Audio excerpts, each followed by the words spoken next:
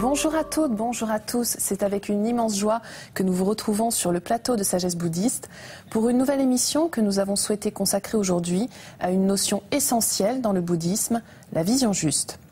Car si celle-ci est à l'origine d'une compréhension conceptuelle des choses, elle constitue aussi et surtout une expérience directe de la vérité, illimitée et sans restriction, couvrant la totalité de l'expérience humaine. Comment définir alors plus précisément une vision juste? Pourquoi les deux notions d'impermanence et d'interdépendance sont-elles essentielles dans cette quête? Quelles qualités la vision juste nous permet-elle de développer? Et de quelle manière la pratique de la méditation peut-elle nous y aider? Nous retrouvons pour en parler notre invité, Gérard Pillet. Gérard Pillet, bonjour. Bonjour. Alors vous êtes un ancien disciple du maître zen Tezen Deshimaru. Vous êtes aussi un ancien professeur de philosophie et vous dirigez aujourd'hui le dojo zen d'Annonay. Alors c'est dans le nord de l'Ardèche, je crois. Oui. Et vous animez également des sessions de pratique à la fois en province et à l'étranger. Exact. Merci beaucoup d'être avec nous, Gérard Pillet. Alors, si l'on commençait par déterminer ce que n'est pas la vision juste, avant de voir plus exactement ce qu'est la vision juste. Alors, la vision non juste, c'est la vision qui naît du mental.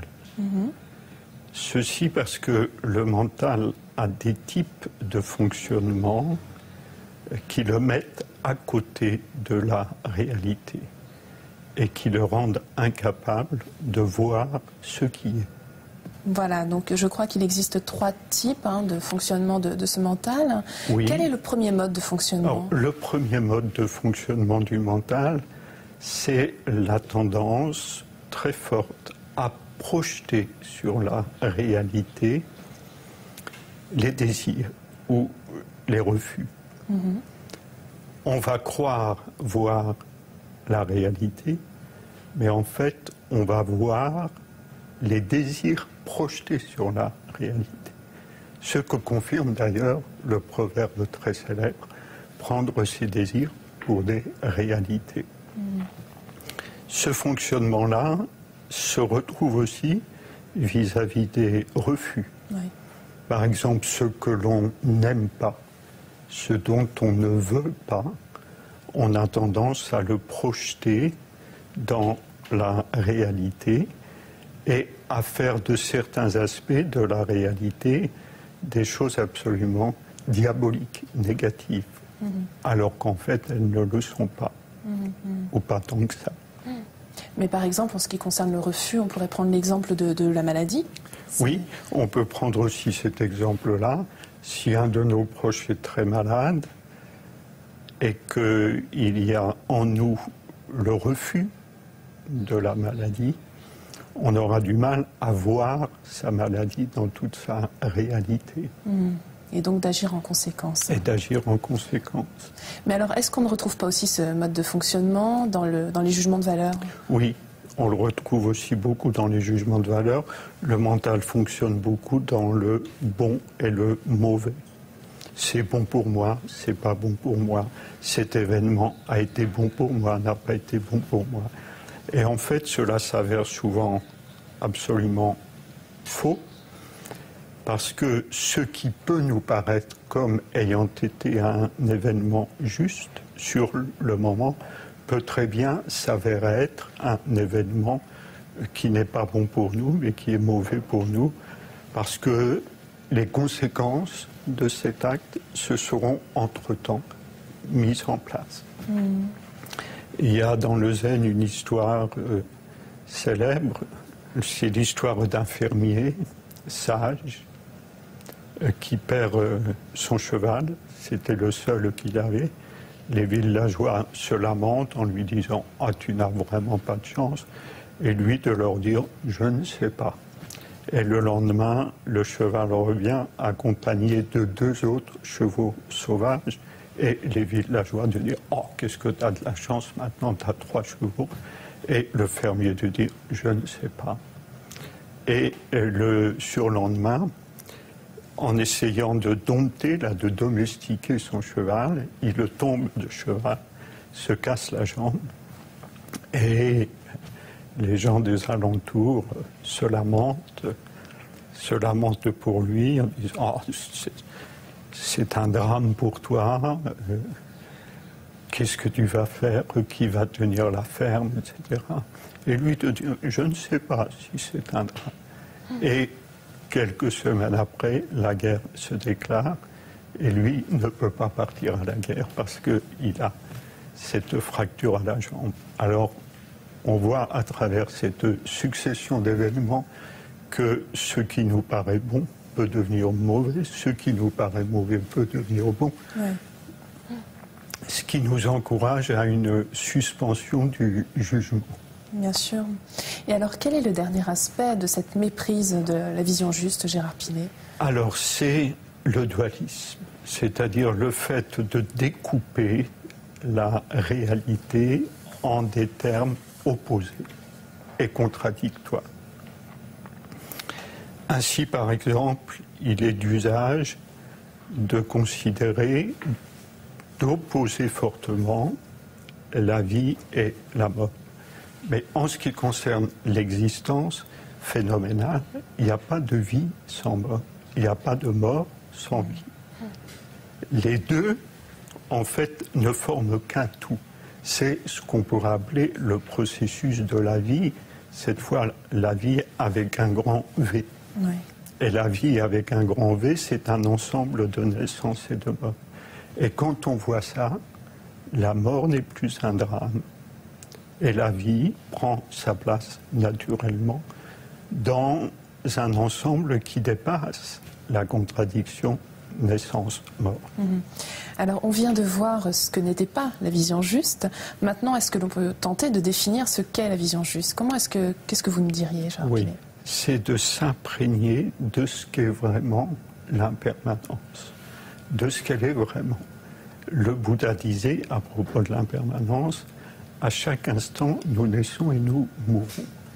Et je crois que c'est sur ces paroles-là du Bouddha que nous devons nous baser si nous voulons avoir une approche juste de l'impermanence. Celui qui est rentré sur ce plateau il y a 5 minutes, en fait, n'existe déjà plus. Celui qui va sortir de ce plateau de télévision dans 5 ou 10 minutes n'existe pas encore, n'est pas encore né. Alors, le nom qu'on met sur ceci, Gérard Pilet, c'est un nom fixe. Mais en fait, ce nom fixe recouvre une réalité sans cesse changeante. Quand on comprend ça, on comprend que si on voit vraiment l'impermanence pour ce qu'elle est, l'illusion de l'ego s'en va. Alors, juste un mot sur l'ego, rapidement. Est-ce que vous pouvez nous le redéfinir? Oui, on peut dire que l'ego, fondamentalement, c'est l'illusion de la séparation. Le fait de se prendre pour une entité substantielle. Alors, est-ce que ce serait l'identification au corps, par exemple? Oui. On peut dire, c'est ce que le Bouddha disait, on peut dire que l'identification au corps, c'est la base même de l'illusion du moi. Pour revenir à cette vision juste, il y a une notion aussi très importante qui est l'interdépendance. Est-ce que vous pouvez nous en dire un mot? Oui. Alors, l'interdépendance, c'est la deuxième chose qu'on a beaucoup de mal à voir. Et quand on a vraiment la vision juste de l'interdépendance, notre vie prend une autre dimension. En fait, quand on comprend vraiment l'interdépendance, on comprend que la dualité moi-autrui n'existe pas vraiment, que c'est une vue de l'esprit. On comprend, pour prendre un exemple, on comprend que si je fais du mal à l'autre, je me fais du mal à moi-même. Si je fais du bien à l'autre, je me fais du bien à moi-même. Et c'est la suppression du clivage intérieur extérieur. Et c'est ce que vous appelez aussi la conscience de l'unité, finalement. Oui, c'est la conscience de l'unité. C'est-à-dire que dans la vision juste, l'être se reconnaît dans tout ce qu'il voit. Et quelle qualité, justement, permet de développer cette vision juste? On pourrait penser à la compassion, peut-être? Oui, alors c'est effectivement la première des qualités que va développer la vision juste de l'interdépendance et de l'impermanence. C'est la compassion parce que si on est imprégné du fait que l'autre et moi ne sommes pas différents, j'aurai vis-à-vis de l'autre la compassion que j'ai vis-à-vis de mon petit doigt lorsque je me le suis blessé accidentellement. Et ça, c'est aussi à la source même de ce qu'on appelle l'amour, l'amour inconditionnel. Si j'ai compris vraiment l'interdépendance, je m'aime moi-même en aimant les autres. Parce que les autres ne sont pas les autres. Les autres sont l'aspect réel de moi-même. Alors, pour revenir à des choses plus concrètes, Gérard Pilet, on pourrait se demander comment la pratique, notamment de Zazen, peut nous aider justement à nous approcher de cette vision juste et donc à développer cette compassion. Oui, bien, on l'a vu au début de cette émission, le grand obstacle à la vision juste, c'est le mental. Et la méditation, Zazen, est ce qui permet de laisser tomber le mental. Parce que le mental, concrètement, c'est quoi? Le mental, c'est un fagot de pensée et d'émotions, les deux d'ailleurs, s'enchevêtrant. Et durant Zazen, on apprend à travers la pratique à ne pas s'identifier aux pensées, ni aux émotions, ni aux sensations. Ce qui nous ouvre à un autre niveau de conscience, la conscience de l'unité, la conscience du fait que fondamentalement tout est un. Mais cette pratique, il faut la répéter, la répéter, la répéter, pour que les conditionnements mentaux que l'on a mis en place depuis des lustres, petit à petit s'effritent. Ça ne se fait pas du jour au lendemain. Il faut du temps. Très bien. Je vous remercie infiniment, Gérard Pilet, d'avoir été avec nous aujourd'hui. Merci à vous. Pour terminer cette émission, voici quelques ouvrages. Tout d'abord de notre invité Gérard Pilet, Actualiser la voix, aux éditions Kanjizai. Vous y retrouverez les commentaires du Genjo Koan, de Maître Dogen, un des plus grands maîtres du bouddhisme zen, une tradition qu'il implanta d'ailleurs au Japon. Éloge de rien, publié chez Mundaren, un recueil de propos, anecdotes et poèmes des maîtres zen, choisis et recueillis par Cheng Wing-Fun et Hervé Collet. Vous y retrouverez entre autres des textes anciens comme ceux du Bouddha, de Bodhidharma, de Vimalakirti, mais aussi plus contemporains comme ceux d'Alan Watts. Le monde du zen de Myriam Levering, Maryse et Matsumi Shibata, publié aux éditions Grund.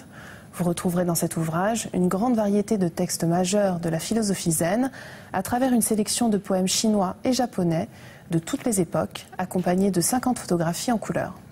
Et enfin, Le chant du vent dans l'arbre sec, aux éditions L'Originel. Vous pourrez y découvrir les enseignements de Philippe Coupet, moine dans la lignée Zen Soto de Tezen Deshimaru, à travers notamment les commentaires du Sensho Dohei, un recueil de poèmes composés par Maître Dogen au XIIIe siècle, et ceux du Komyozo Zamai, écrit par son disciple Kunenjo, toujours à la même époque. Vous pouvez voir et revoir cette émission pendant toute une semaine sur le site internet de France 2, rubrique Tous les programmes et Chemin de la foi. Je vous souhaite une excellente journée, à dimanche prochain.